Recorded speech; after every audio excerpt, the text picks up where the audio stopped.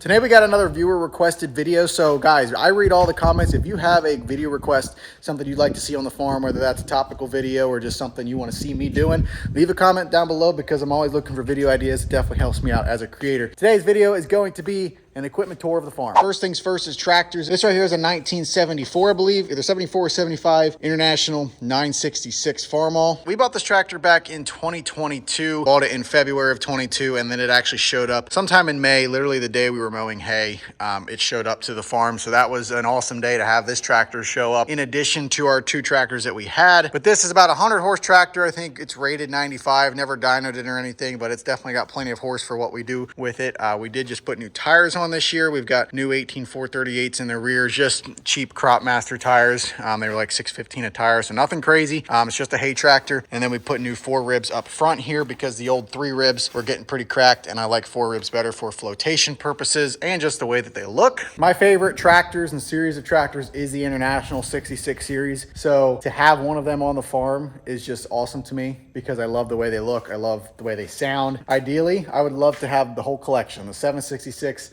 966, 10, 14, and 1566. I want to have all of them someday, and we will. There's just something special about a straight piped 1066 though, and that's what I'd like to do someday. I could put a turbo on here. That is something I could do, but I'd rather just get another 66 series. Moving on is our smallest tractor. This is my grandpa's 1968 Case 730. This is the 4-cylinder gas model. They also made a diesel model as well. Very similar to the 830 and the 930. I believe it's like the same frame, same transmission and everything, just a different engine, I think. Don't quote me on that, but yeah, very similar to the 8 and 930 tractors. Unfortunately, my grandfather passed away in 2019, and he passed this tractor on to us. So we brought it home in 2020. We actually drove it home from their place, which is about a 20-minute drive by car, but it was about an hour drive in the tractor here. Maybe it was longer than that. I can't really remember. But we drove this thing home. This tractor was one of his main tractors on his dairy farm back in the day. And then when he moved to a different place, this just sat in his garage. And we literally fired it up one day, put new tires on it, and drove it home. And looking back, I can't believe we did that because the tractor had been sitting for so long. It would have been probably smarter to load it up on a trailer. But check the oil, had transmission fluid, put new tires on it, we drove it home. It was a little bit sketchy, and I'll explain why. Since this tractor had been sitting so long, stuff was like stuck and just like, it was very, it wasn't a very fluid running tractor. Specifically the clutch here, the whole clutch was, you know, so stuck and gummed up because it hadn't been running so long. I would push the clutch in and go to let it out, and it wouldn't pop out. And so I'd have to like kick it to get it pop out, and it would, you know, jerk the whole tractor. And so it was kind of sketchy pulling away from stop signs and trying to get across the road before traffic came. So this tractor here is our main rake tractor. The reason is it's just, it's a super tight turning tractor, tight turn radius. It used to do tedding. It will not do tedding this year, and I'll explain why in a minute. But this particular tractor is a great rake tractor. I would like to upgrade it to probably a diesel someday, but I want to keep this tractor on the farm for just chore tractor purposes, raking, pulling wagons, that sort of thing. It does love to guzzle gas. It is not a very fuel efficient tractor, but yeah, other than that, I love this tractor, grandpa's tractor. It's been really good for us. It is the most reliable tractor on the farm, I will say. The only issues it's ever had is little minuscule fuel issues, which have been inconvenient at times, but other than that, it has not been expensive to fix, and it really hasn't given us too many issues. Final tractor is this AGCO Allis 6670. This is the same tractor as the very same tractor as the same Explorer, which I think is the European version of this tractor. So for my buddies across the pond, it will look familiar for that reason. This was my other grandfather's tractor, who is still alive. Pop up, I'll give you a shout out. He bought this tractor years ago though, because the farm we're on now was his place, him and my mom's place. And so they lived here for years, and he had some steers, and he just liked tractors, and he needed a tractor to do some, obviously a chore tractor to do work around the farm here, more like farmette. It has 1900 hours on it, 1940 I think. So not a super high hour tractor, and he used it for years just to do, you know, pushing dirt, moving logs, firewood, some hay stuff here and there, pulling wagons, random stuff, just a chore tractor, you know. So when we started farming in 2022, this kind of became a perfect tractor in the mix. Changed the oil, did the fluids, did a whole bunch of servicing to it, and got it ready. The real important thing about this tractor is that it is a 4-wheel drive, and it does have a loader. So I use this tractor almost every day for all sorts of jobs, whether it's big bales, bundles. It's the Teddor tractor, it's a backup mower tractor, a backup rake tractor, a backup baler tractor, and obviously obviously with it being four-wheel drive and a loader, it does all of those types of jobs as well. It has like 70 engine horse and about 60 PTO. So it's kind of like a perfect in-between tractor. But as the farm grows, it'd be nice to see something with a little more horsepower. But for now, it does everything we need it to do. It'll pull the mower, it'll pull the baler, tedder, rake. It's the do-all tractor. It'll do everything that the farm needs to do. If there's one tractor that we have to have, if we had to sell all the tractors and keep one, this would be the one that we keep because it can do all and it has a loader. Moving on is the moneymaker. That's what I like to call this. This is our new Holland 316 baler. I got a Model 70 thrower on the back. I believe this is like a 1988 or something like that. Original condition, very well kept baler when we bought it, and we make it a priority to keep this thing in good shape. Always under a roof, always greased, always maintained, and every other year we have run this thing through the dealership shop to go over inspection and repair any main parts that have been wore out. I'm not a baler mechanic, and balers are very tedious timing type machines. I don't want to screw it up, especially because it is, again, the moneymaker. So that's why we send it through the dealer's winter uptime service special every other year. If we do a lot more bales with it in the future, like if we're starting to do 10, 15, 20,000 bales in a year, we'll send it through every single year. But as of the moment, we're doing between 5,000 and 8,000 bales a year with this machine. So every other year suffices. Great baler. It's been awesome for us. Never had any major issues with it. The one time it let us sit in the field was because a thrower bearing was going out, and it's because a bolt just worked itself loose. Other than that, the baler has worked great. This machine is actually not our current tedder. This was our old tedder that we had run for 3 seasons. It's a Krone 4-star. I forget the model on it. The sticker's peeling off, but it's a Krone 4-star. Been a good tedder. It's had a couple issues with it. We almost lost a wheel last summer.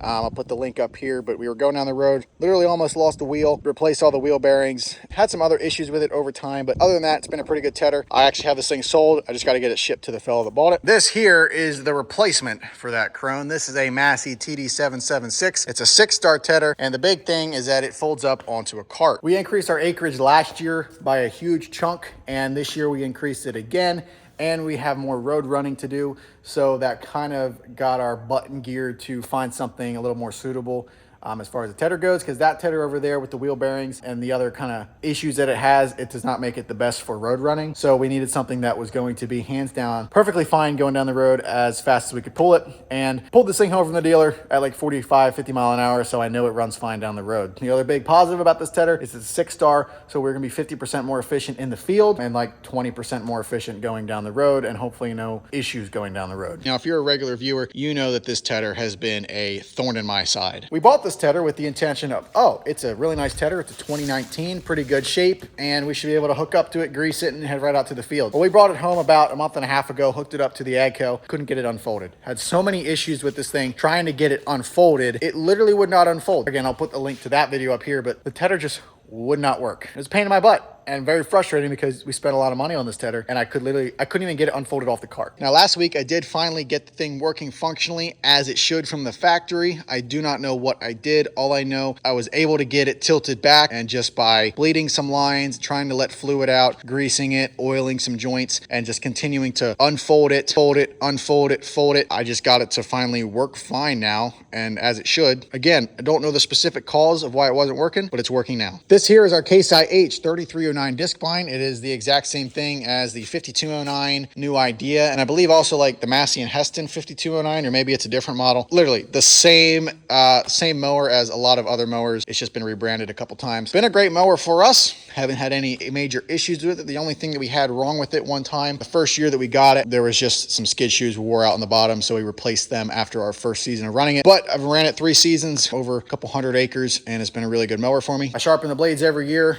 make sure they're good to go. This year did the full cutter bar greasing that I had never done before, and didn't realize that was something I needed to do, and thankfully I went through it because the grease was almost gone in the cutter bar. So got that in good shape this year. We put some new tires on it because the old ones were cracking pretty bad. Other than that, this mower has been a good mower, and it's ready to go for the season. It is a 9-foot cut. The 966 pulls it with ease because, I mean, yeah, it's got plenty of power to pull this thing, but it's small enough to where if the 966 is down, which it has been before, this tractor here can operate it, just not quite to the efficiency as a 966, but it does do the job. This here is our Kuhn GA4120 rake. It's a single rotary rake. Been a good rake for us. However, there is a good story that goes along with this rake. Back in our second season of making hay, it was first cutting. We had finished everything here at the home farm, and we were doing some custom work right up here at the neighbor's field, and I hit a groundhog hole, or actually the mound of dirt that they create, and locked up the rotary. Slip clutch didn't slip, so it locked up the whole center in there. But the only thing that happened was that it broke a roll pin inside, and so this whole thing pulled out off of the cam roller inside the rotary system itself. Well, at that moment in time, I was not super familiar with how these things work, and I needed hay to get raked, and I was like, well, the thing still spins, so I'm gonna keep going. Well, what I didn't know is that the cam roller, which is like a little roller coaster cart, sits on like the roller coaster track inside. And if you've been inside of a rotary rake, you know what I'm talking about. Basically, that thing was just sitting inside there, running around the track, free floating, not connected to anything. And about a half hour after continuing to rake, that thing got out of position, got locked up and jammed underneath the roller, or like the roller coaster part, which is a cast piece, and literally blew the entire bottom out of this rake, locked the whole thing up, ruined a bunch of parts. It was not a good thing. Needless to say, I learned my lesson. If something breaks inside of there, you better stop and get it fixed before you keep running. The good side of it is basically the entire inside of this rake has been rebuilt, along with a lot of cam rollers and roll pins. So this rake is pretty much entirely rebuilt. It just doesn't look like it. The other thing that I did to it is I replaced all of our wheel bearings and stuff down here, and axles and axle bushings. So the whole chassis of this thing has been rebuilt as well. It's kind of like a sleeper build of rakes. It does not look like the prettiest thing, but literally everything internally has been rebuilt. It's just the outside that looks a little rough. As far as trucks, that's my 2007 F250. I am selling that truck, but I did run it a lot last year to haul hay, pull hay wagons. I've got a diesel tank in the back, so it's kind of like the service truck as well. We've got 3 hay racks over there. That's how we haul all of our hay. Obviously, this baler back here has a thrower, so it just shoots it right into the wagon, and we haul all of our hay with that. And our last piece of equipment is our farm truck. This is also a 2007 Dodge 3500 with the Hemi in it, the 5.7. We've got an 11-foot flatbed on it. It used to be a fleet truck for a roofing company, so it had like a Redding service box on it. We took that off because we don't have a purpose to have a giant service box, and we put that flatbed on there, and that has been our main hay hauling truck, and it has definitely paid for itself. I can comfortably haul about 100 small bales on there. I can put more. However, it is a 3500 chassis, 3500 frame, and 3500 suspension, so I don't go too crazy with it. I'll put 8 big bales on there if I'm doing short hauls, but I don't love to do it because it does squat it pretty good. But if I were to put helping springs or bags on there, I would be willing to haul more with it. The only thing I don't like sometimes is, since it is a gas, the 5.7, I don't have any sort of engine brake or transmission brake. I'm not sure if the Cummins have engine brakes or transmission brakes. Let me know in the comments. Do second gen Cummins have engine brakes or transmission brakes from the factory? That is one thing that would be nice to have. My truck over there, it's a 2007, the 6-liter diesel, no engine brake, but when I put it in tow haul mode, it does have like a transmission brake. It'll keep it in gear and downshift, which helps me brake. That truck there, I have to use all of my foot brakes, and I've definitely gotten the thing hot sometimes. It has smoked. So that is the one downfall of that truck. Other than that, it does pretty much every hauling job that I need to do. Very pleased with that truck. Definitely paid for itself. So that is the equipment tour of our farm. Hopefully you guys enjoyed this video. Like I said, again, if you have video ideas, you have something you want to see, let me know in the comments below, because it's nice as a creator to have ideas to go to when stuff isn't really happening on the farm. Right now, stuff's starting to pick up. We're getting into that spring season, but we're kind of just dodging rain here and there. And it's, you know, we're going to get to a point here where we're going to flip a switch and it's going to get super busy. We've just got a couple items to check off the list here before that happens. So thank you guys for watching. We'll see you in the next one.